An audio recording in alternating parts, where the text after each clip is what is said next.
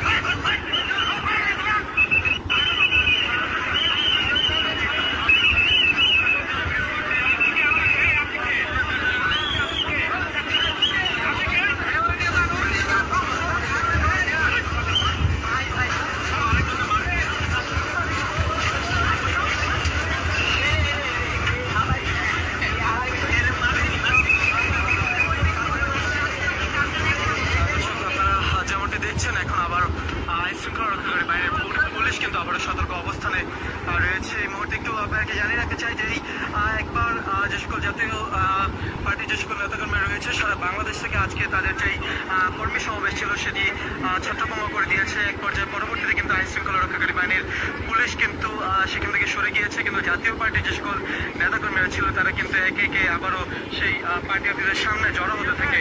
এমন চিত্র কিন্তু আমরা দেখেছি।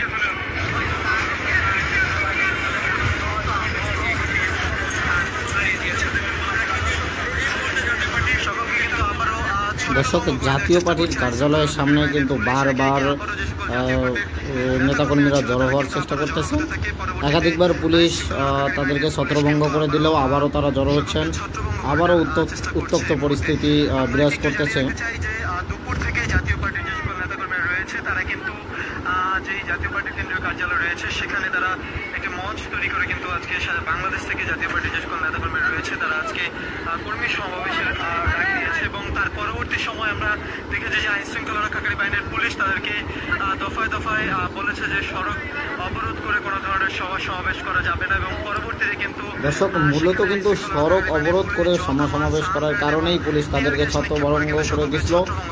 ছত্রভঙ্গ করে দেওয়ার পর তারা কিন্তু আবারও জড়ো হওয়ার চেষ্টা করতেছে। পরিস্থিতি এক প্রকার তারা নিজেরাই উত্তপ্ত করতেছেন। এরপরে পুলিশের উপর কিন্তু ইটপাটকেল ছোড়া হয়েছে। আমরা একটু আগেই লাইভে দেখিয়েছিলাম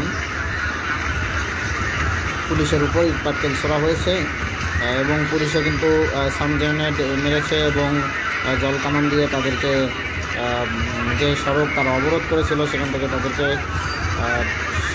করে অর্থাৎ ছত্রভঙ্গ করে দিয়েছিল। বারবার কিন্তু তারা উত্তপ্ত রয়েছে।